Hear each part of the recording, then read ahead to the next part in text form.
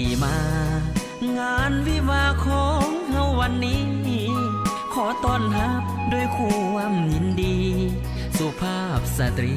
บุรุษทั้งหลาย มาอวยพรใส่พร้อมด้วยน้ำใจของขวัญมาเมื่อเลิกจากงาน เดินทางกลับบ้านขอให้มีโซอย่ามีทุกข์เสริมสร้างช่วยเป็นพลังทุกอย่างให้สมกันปรารถนาให้ผู้สมยศสมรักสมดังกุลา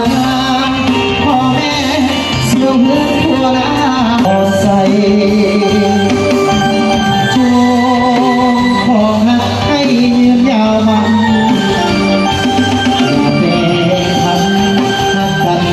เขาลงไปขอจงเยือนนอนหลังไหลแม้เกิดเป็นลูกยิงสายให้เลิศด้วยปาฏิญาณก็ทำควันหัวเดียวนี้เจ้าลา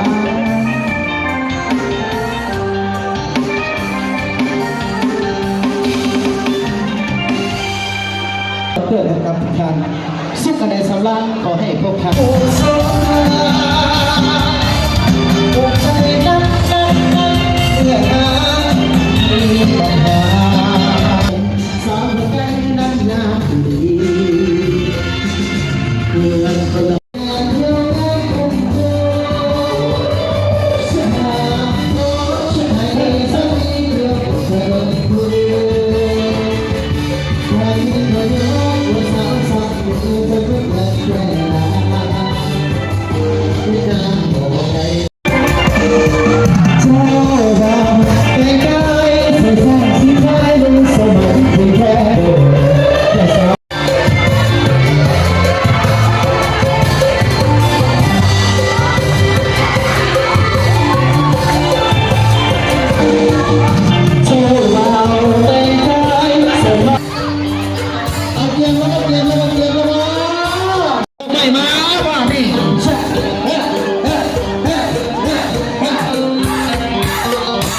อยู่ที่ท่านก็ได้ครับ